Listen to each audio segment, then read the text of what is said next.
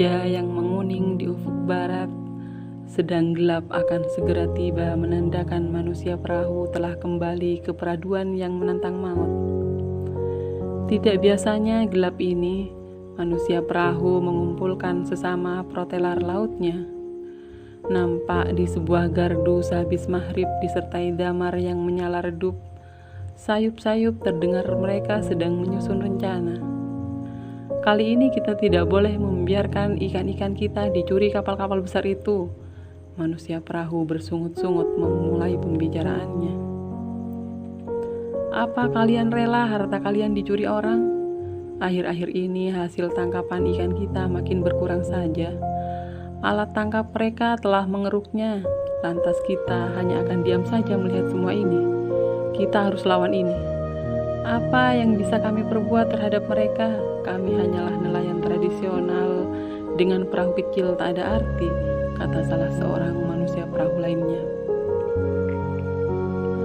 Aku mengumpulkan kalian di sini untuk sebuah agenda perlawanan.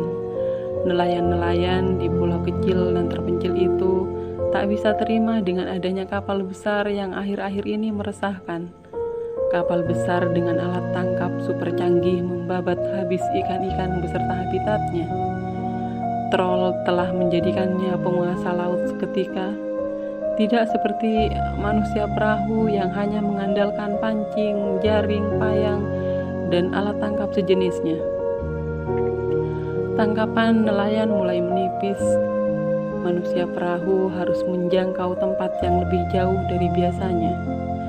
Muak manusia perahu semakin menjadi-jadi kala kapal besar itu tak sekali dua kali menangkap ikan di perairan pulaunya. Aku tak habis pikir dengan semua ini. Laut kita yang menjadi tempat mencari nafkah satu-satunya dikeruk habis-habisan. Pulau kita ini kecil, jika ikan-ikan di pulau ini habis, apa yang akan kita lakukan? Sedang perut kami bergantung padanya. Akankah kita biarkan kezoliman merajalela kemudian menjadikan anak-anak kita menderita kelaparan lantaran kita diam saja? Ini bukan sekedar menangkap ikan biasa, bahkan rumahnya pun telah dihabisi oleh alat tangkap laknat itu. Kita serang saja mereka, salah seorang yang tersulut emosi berteriak dengan lantangnya. Benar, manusia-manusia perahu yang lainnya serempak berucap.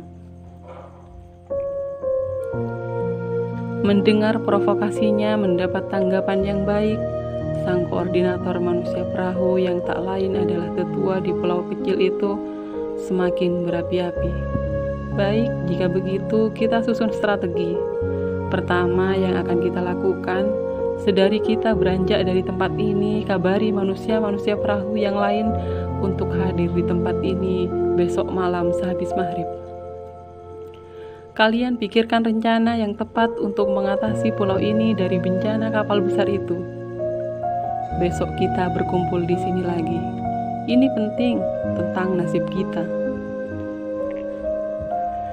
Manusia perahu pulang dengan membawa sejuta kebencian terhadap kapal besar yang singgah di pulaunya.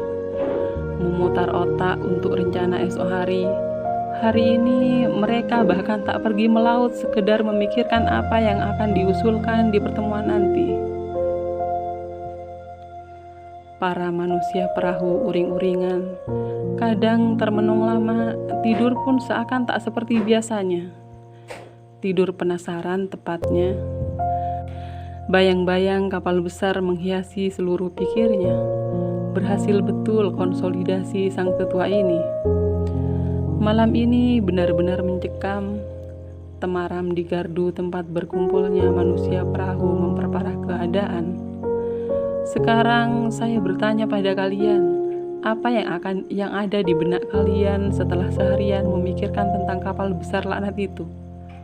Suasana terasa panas seketika, senyap tak bisa dielakkan, mereka berpandangan satu sama lain, seakan ingin menyuarakan sesuatu, namun kerongkongannya tersekat. Tetua manusia perahu mengawasi seluruh penjuru gardu dengan tatapan menyala. Tiba-tiba, kita serang saja mereka dengan batu-batu di pulau kami. Perahu-perahu kecil kami siap diisi dengan batu untuk melempari mereka. Manusia perahu di pojok gardu menyahut, sedang mereka, para manusia perahu yang lainnya hilang akal. Mereka menyepakati yang diucapkan salah satu dari sesama manusia perahu. Sang tetua yang sebenarnya juga hilang akal, akhirnya menyepakati usulan tersebut. Di pagi yang kabut serta embun yang tak kunjung menguap, para manusia perahu sudah siap dengan senjata untuk melawan kapal besar yang biasa melintas di siang hari. Istri serta anak para manusia perahu yang tak tahu rencana ini tidur dengan pulasnya. Berangkatlah para manusia perahu dengan semangat berkobar untuk membasmi yang selama ini dianggap penjahat. Sekitar 11 perahu dengan ratusan batu meluncur. Terik sudah menyingsing. Kapal yang ditunggu-tunggu akhirnya menampakkan diri. Di bawah komando sang tetua, tiba-tiba saja kapal besar yang sedang melintas dikepung oleh belasan perahu tak dikenal. Dengan sekuat tenaga, manusia perahu mengeluarkan amunisi dengan melemparinya tak henti-henti.